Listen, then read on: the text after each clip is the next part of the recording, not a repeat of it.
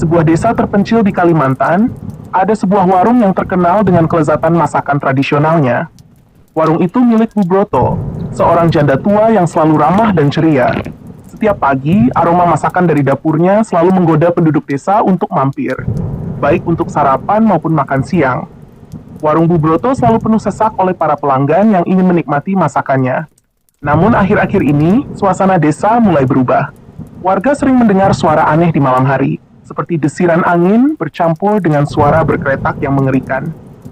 Beberapa ayam milik warga hilang tanpa jejak, dan anehnya, mereka menemukan bulu-bulu ayam yang berserakan di sekitar pohon beringin tua di pinggir desa. Desas-desus pun mulai beredar bahwa Kuyang, hantu berwujud kepala terbang dengan organ tubuh yang menjuntai, mulai berkeliaran di desa mereka. Pak Jono, kepala desa yang terkenal pemberani, memutuskan untuk menyelidiki. Bersama beberapa warga, ia melakukan ronda malam. Setiap malam mereka berjaga di sekitar desa, membawa obor dan parang. Namun tidak ada yang aneh yang mereka temukan, hanya keheningan malam yang terasa semakin mencekam. Suatu malam, ketika Pak Jono dan warga sedang ronda, mereka melihat sesuatu yang aneh di dekat warung Bu Broto. Ada bayangan hitam yang melayang rendah, dan terdengar suara berkretak dari dalam warung.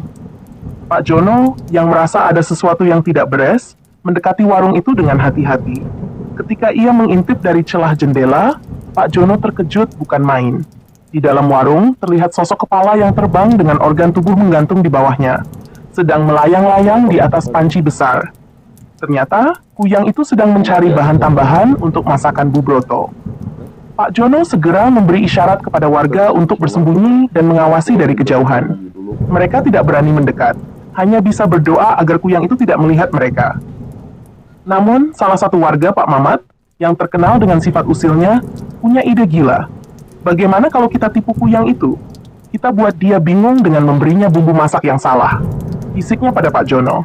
Pak Jono terdiam sejenak, tapi karena tidak ada ide lain, ia akhirnya setuju.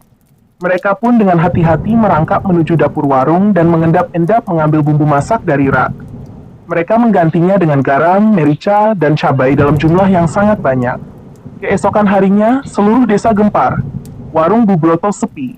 Tidak ada pelanggan yang datang. Padahal biasanya warung itu selalu ramai. Bu Broto sendiri terlihat kebingungan dan bingung. Kenapa hari ini sepi sekali ya? Padahal aku masak lebih banyak dari biasanya, gumamnya. Ternyata, malam itu Kuyang yang kelaparan memutuskan untuk memasak sendiri, menggunakan bahan-bahan yang ada di warung. Tapi karena bumbu masak yang sudah diganti oleh Pak Jono dan warga, hasil masakannya menjadi kacau. Kuyang itu tak sadar bahwa ia telah memakan masakan yang super pedas dan asin. Akibatnya, ia merasa mual dan pusing, sehingga tak bisa keluar lagi di malam hari. Pak Jono dan warga desa yang mendengar cerita Bu Broto tentang keanehan masakannya hanya bisa tersenyum lega. Mereka tahu bahwa si Kuyang telah kena getahnya sendiri.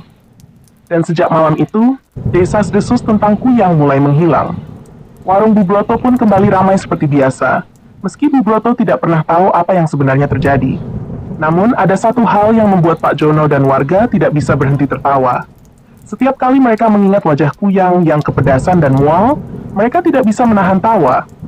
Siapa sangka, musuh paling menakutkan di desa mereka bisa dikalahkan hanya dengan sedikit bumbu masak. Cerita ini mengajarkan kita bahwa terkadang solusi untuk masalah besar bisa datang dari ide-ide konyol yang tidak terduga. Tapi yang pasti, jangan pernah mengusili warung Bu Broto. Siapa tahu Kuyang yang malang itu masih ingat jalan pulang.